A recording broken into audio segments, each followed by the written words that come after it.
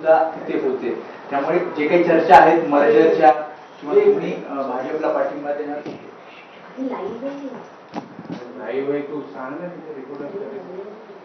ज्या काही चर्चा सुरू आहेत दोन राष्ट्रवादीच्या मर्जरच्या, त्यामध्ये तुम्ही मुख्यमंत्र्यांची घेतलेली भेट. असं आहे की माझ्या मतदारसंघातील उरणेश्वरपूर चे नगराध्यक्ष 7,000 मताने निवडून आले. 22 वर्षापूर्वी एका जागेत त्यांच्या मामांनी काही बांधकाम केलं, त्याला गुंठेवारीने मंजुरी मिळाली आणि 2002 साली झालेली गोष्ट, 2016ला ती जागा नगराध्यक्षांनी आमच्या खरेदी बक्षीसपत्राने घेतली आणि 2002-03 सालापासून आजपर्यंत त्यांना कुठलीही नोटीस अतिक्रमणाची आली नाही. तरी देखील जिल्हाधिकाऱ्यांच्याकडे तक्रार झाल्यावर जिल्हाधिकाऱ्यांनी त्यांना अपात्र ठरवलं.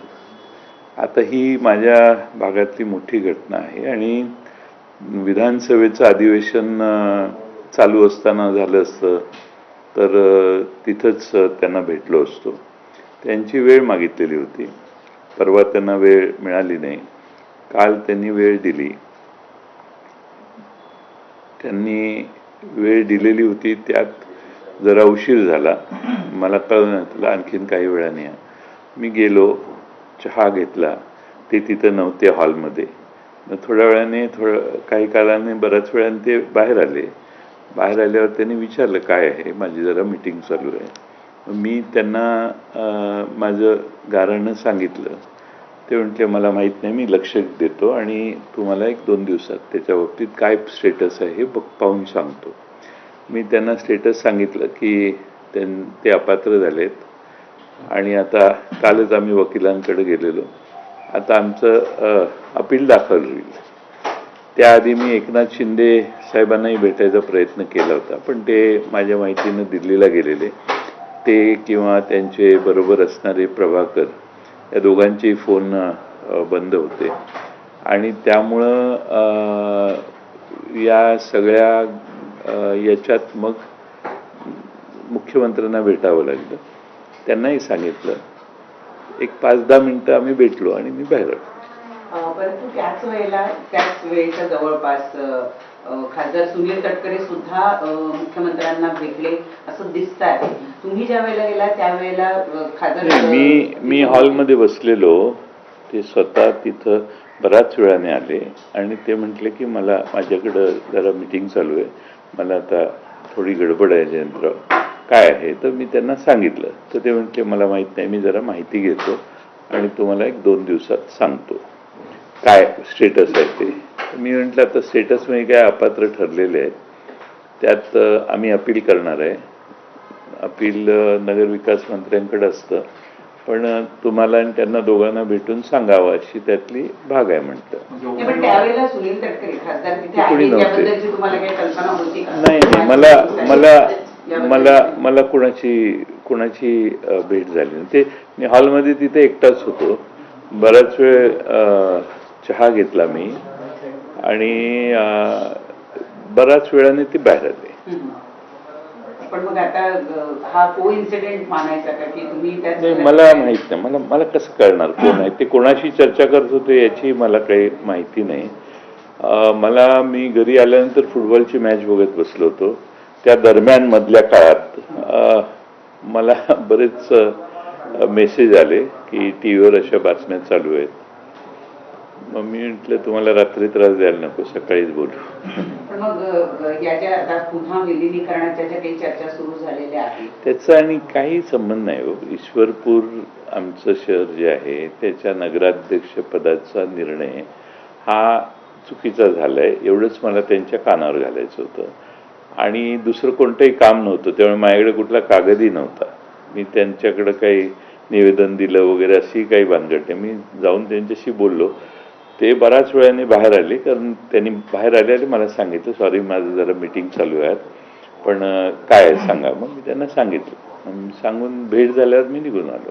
त्या पलीकडे कोणती चर्चा करण्याचा प्रश्नच उद्भवत नाही ना. अशी चर्चा आहे की तुमची आधी प्रफुल्ल पटेल आणि तटकरेंसोबत बैठक झाली, याच्या आधी पण बैठका झाल्या विलिनीकरणासंदर्भात, आणि मग मुख्यमंत्र्यांसोबत एकत्रित चर्चा झाली अशी नाही. एक तर प्रफुल्ल पटेल आणि सुनील तटकरे यांच्याशी माझी कधी भेट झाली नाही. या ज्या चर्चामध्येही पेपरला आलं होतं की आम्ही कुठंतरी भेटलो वगैरे एका वर्तमानपत्राने, अशी कोणती भेट झाली नाही. आणि याच्यात कोणताही म्हणजे विलिनीकरण वगैरे ह्याची चर्चा होण्याचा प्रश्नच उद्भवत नाही. विलिनीकरणाची चर्चा पूर्णपणे थांबलेली आहे, भविष्यातही ते होणार नाही. अजितदादांच्या निधनानंतर अशी कोणतीही चर्चा कोणाबरोबरही आमची झाली नाही. त्यामुळे ती थांबली आहे हा शब्द वापरण्याची गरज नाही, कारण चर्चाच सुरू झालेली नाही ना. म्हणजे सुरू होतं ते थांबतं. त्यामुळे दादांच्या निधनानंतर सीन वेगळा आहे. तुमची आणि विनोद तावडेंची भेट झाली. विनोद तावडेंचा मी खुलासा केला होता विधानसभा चालू असताना. जॉईंट पार्लमेंटरी कमिटी चालू होती. ओबेरॉयला वरच्या मजल्यावर एका बाजूला मीटिंग होती, दुसऱ्या बाजूला अशी गोल गोल टेबल मांडून बँकर्स जे आलेले, फायनान्सची मीटिंग होती ती, बँकर्स जे आलेले ते दुसऱ्या बाजूला बसलेले. तिथं मी जाऊन, मला सुप्रियाताईंनी सांगितलं तिथं या, आम्हाला दुसऱ्या पक्षीय कारणासाठी भेट पाहिजे होती. तिथं मी जाऊन बसलो. त्यात विनोद तावडे साहेब होते, त्यांच्याबरोबर कॉफी घेतली. अशा काही बातम्या चालतात की अर्थमंत्री पद ह्या रिक्त आहे, तर जयंत पाटील यांची वर्णी अर्थमंत्री पदासाठी लागेल. नाही, असं आहे की मी कशाचाच विचार केलेला नाही. तुम्ही माझ्यापेक्षा इतका पुढं का विचार करताय? तुम्ही एक तर मुख्यमंत्र्यांचा खातेवाटपाचा अधिकार आहे, तोही तुम्ही हिरावून घ्यायला लागलेला, तो त्यांचा अधिकार आहे. आणि माणूस गेला तर होईल ना. आम्ही सगळे राष्ट्रवादी, शरद पवार साहेबांच्या मागं सगळे खासदार आमदार एकच संघ आहोत. त्यामुळं मला हे बऱ्याच वेळेला दुःख वाटतं की वारंवार अशा चर्चा प्रसारमाध्यमातून का येत आहेत. ईश्वरपूरच्या ज्या जागेसंदर्भात तुम्ही मुख्यमंत्र्यांना भेटायला गेलेला होता, तुम्ही म्हणाला की उपमुख्यमंत्री एकनाथ शिंदे यांच्या भेटीसाठी सुद्धा तुम्ही प्रयत्न केलेले होते.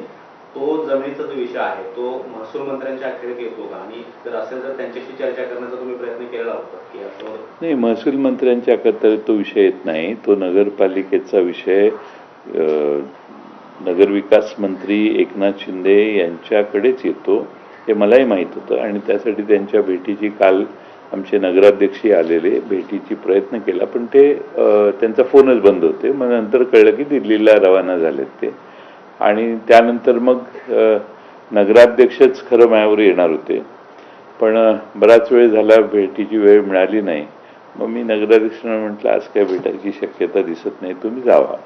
आणि त्यानंतर मला ते अटल सेतूच्या पलीकडे गेल्यावर मला कळलं की आपण 10:15 10:30 आलात तर चालेल. मग मी तिकडे गेलो. गेले काही दिवस खूपच योगायोग घडतायत का? म्हणजे प्रफुल्ल पटेल यांचं हे वक्तव्य की त्यांच्या राष्ट्रवादीमध्ये पोकळी निर्माण झाली आहे, त्यानंतर त्यांच्या पक्षाच्या राष्ट्रीय अध्यक्षांना नोटीस बजावली जाणं, त्यानंतर तुम्ही भेटायला जाणं थोड्या वेळाने, नाही, असं आहे, मला दुसऱ्या पक्षावर बोलायचा काही अधिकार नाही. तो त्यांच्या पक्षाचा अंतर्गत प्रश्न आहे. माझ्या पक्षात अंतर्गत कोणतेही घालमेल नाही, सगळे शांत आहेत आणि आम्ही सगळे एकत्रित आहोत. त्यामुळं दुसऱ्या पक्षांवर मी बोलणं योग्य नाही. आणि कालच्या भेट जी आहे, आता हे आपण ज्यांचा उल्लेख करताय ते दोघं जर मला भेटले असते तर मी तुम्हाला सांगितलं असतं हो भेटले म्हणून. भेटच झाली नाही तर मी हो तर कसं म्हणू. त्यामुळं माझा काही त्यांच्याशी संपर्क होण्याचा प्रश्न यापूर्वी नाही. सुप्रियाताईंच्या लग्नात मात्र हे दोघंही आलेले होते. दोघांची माझी 5 मिनिटं उभ्या त्यांचं स्वागत आम्ही सगळ्यांचंच करत होतो, त्यावेळी त्यांची भेट झाली. दुसरा मुद्दा डिलिमिटेशनचा आहे. डिलिमिटेशनच्या बिलाला राष्ट्रवादी पक्षाकडून समर्थन दिलं जाणार आहे अशी माहिती आहे. तुमच्याकडे काही अपडेट्स त्या संदर्भात? आमचे ते 8 खासदारांची जी एकत्रित आहेत ते सुप्रियाताई त्यांचं नेतृत्व करतात. सुप्रियाताईंच्या वरती जबाबदारी आहे. डिलिमिटेशनचं बिल, 1 नेशन 1 इलेक्शनचं बिल, 2-3 महत्त्वाची बिलं येणार आहेत. तर सुप्रियाताई मध्ये आधी सांगत असतात हे असं चाललेलं आहे. तर त्या सुप्रियाताई त्याचं धोरण ठरवतील असा आम्हाला विश्वास आहे. त्यांची महिलांच्या आरक्षणाच्याबद्दल विशेष आग्रही त्या नेहमीच राहिलेल्या आहेत. त्यामुळं कदाचित त्या बाबतीत त्यांच्या स्तरावर निर्णय होईल काही. पण सर, मतदारसंघाच्या पुनर्रचनेसंदर्भात जर घटना दुरुस्ती विधेयक आलं तर मग त्या संदर्भात पक्षाची भूमिका सकारात्मक राहील? नाही, आता काय आहे, हे बिल संसदेत येणार आहे. मी विधानसभेचा सदस्य आहे, त्यामुळं मी संसदीय कामकाजाविषयी बोलणं हे त्यांच्यात हस्तक्षेप केल्यासारखं होईल. पण पक्ष म्हणून सर काय भूमिका, पक्षाची जी काही चर्चा झालेली आहे, पक्ष म्हणून जी भूमिका आहे ती पक्षाचे त्या आमच्या राष्ट्रीय कार्याध्यक्ष आहेत त्या ठरवतील ना. मी त्यांच्या अधिकारावर हस्तक्षेप करणं हे ethically not correct. Sir, Hindi में बताइए कि मराठी में पूरा करते पहले